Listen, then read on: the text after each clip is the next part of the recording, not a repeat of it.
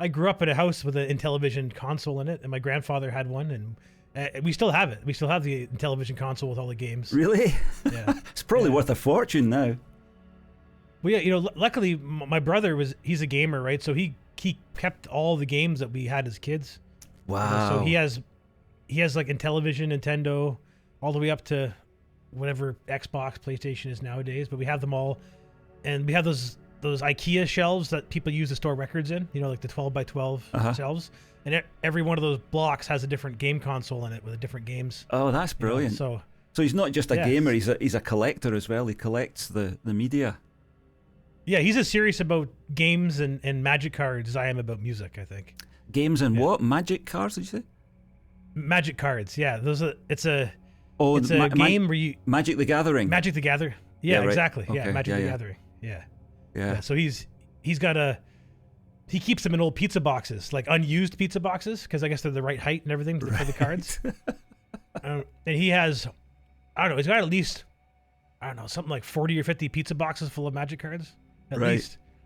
Yeah, and he's always collecting them, Yeah, he just likes opening them. He buys them just to open them. And a lot of computer games do that now as well. They give you the same feeling. They give you rewards like a little chest or something, or a pack of cards, and you click on it and it opens in this wonderful sort of display of magical runes and colours. So they pick up on that. There's definitely a dopamine hit that goes on with all that stuff.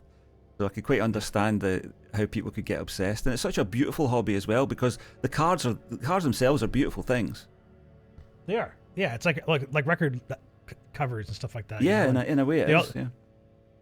Well, they remind me of Yes albums almost all the time. It always looks. I wouldn't be surprised if that guy is the Yes guy is one of the artists for making Magic cards. Roger Dean. Yeah, Roger Dean, that guy. Yeah. Yeah. Did he do Uriah Heep's album covers too?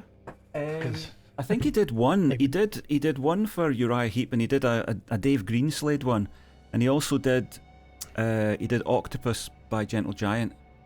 I think were the ones that he's known for. But he's obviously done a lot more than that. But in my heyday, those were because you always had to check out an album that had a Roger Dean cover, because that was a statement. That was and of course, in retrospect, it turns out that Dave Greenslade was nothing like Yes. It was a completely different thing altogether. But Octopus, the Gentle Giant album, that was right in the zone for being a good cover. Roger Dean record label. Yeah, Roger Dean cover. It was great. I love that. Obviously, I love octopuses, so I love that album and I love the artwork. So, gosh, I must try and get hold of. Actually, you put me in mind now. I must try and get hold of a copy of Octopus on vinyl just to see the sleeve.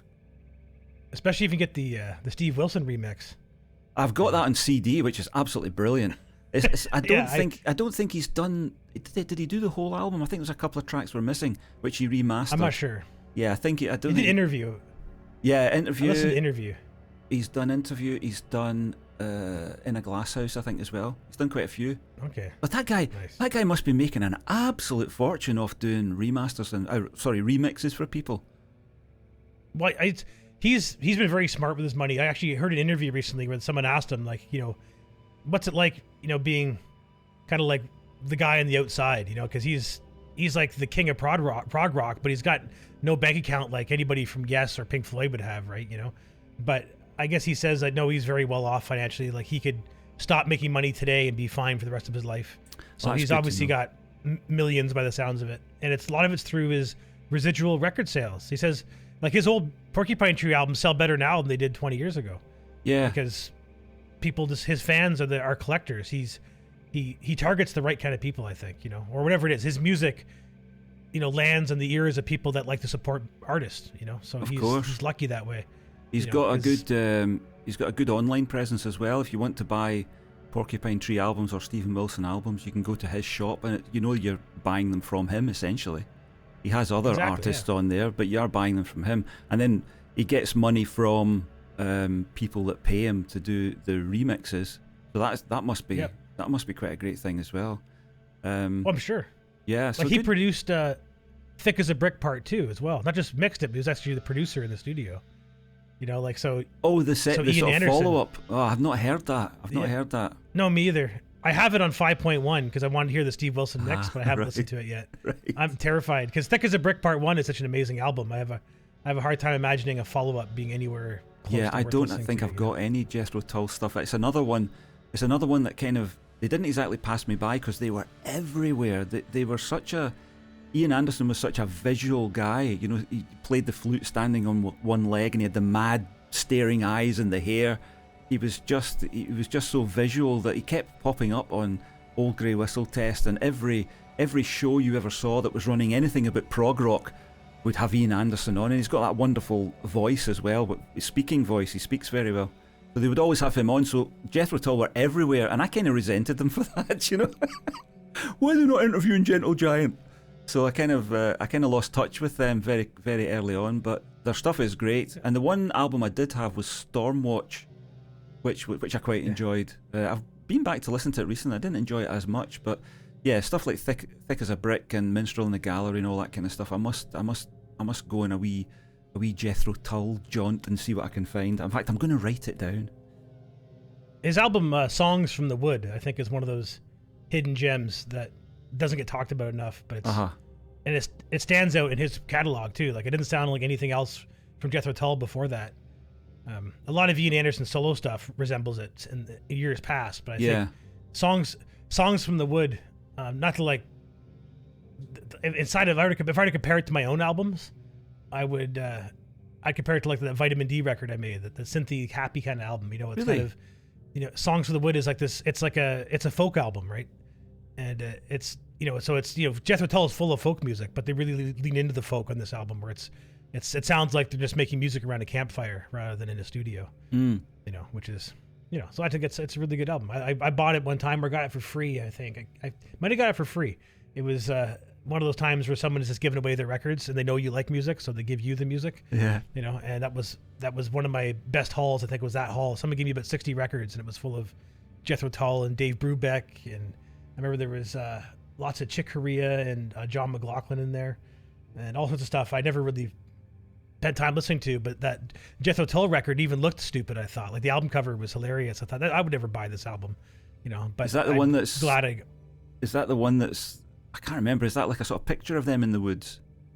Yeah, exactly. I'm gonna look it up here. Songs from the Wood, and there's just a picture of Ian Anderson actually in the woods. Oh, right. He's got like an axe or something. Yeah, and he's like, and on the backside, the back of the album cover I like the most, where it's like a tree stump with a record stylus attached to it. Oh, right. So I'm like seeing it. I'm seeing it. Yeah. You know. You see what I mean about his look? I mean, he had a look that was, you know, was kind of otherworldly, sort of. The picture of him sitting in the woods is exactly, that's how you think he lives, you know, from the look of him. He is that guy. He is that guy that lives out in the woods. And he's not like that at all. He's just like the rest of us, you know. He likes his home comforts, but he sort of generated that aura, and he was one of the most sort of what would you say, the populist face of prog rock back in the 70s. He was the guy that you could always rely. He wasn't gonna blow off the interview or anything. He loved interviews. He loved being interviewed. So he was everywhere. Nice. Yeah, so he's one of those mythological figures. And of course, the band has had quite a lot of problems over the years with various members. I think he's the only original member after Martin Barr either left or was kicked out, depending who you believe. But which is always the case with these bands that last forever. I mean, it's the same with, I guess actually I would have said, not thinking about it, that Yes had a kind of troubled history as well. But in actual fact, Yes were quite united in many ways, because they did the Union tour, and they did invite John Anderson back in and things like that. So they were probably more cohesive than the likes of Jethro Tull, who just really is at this point, and for a long time has just been Anderson, you know.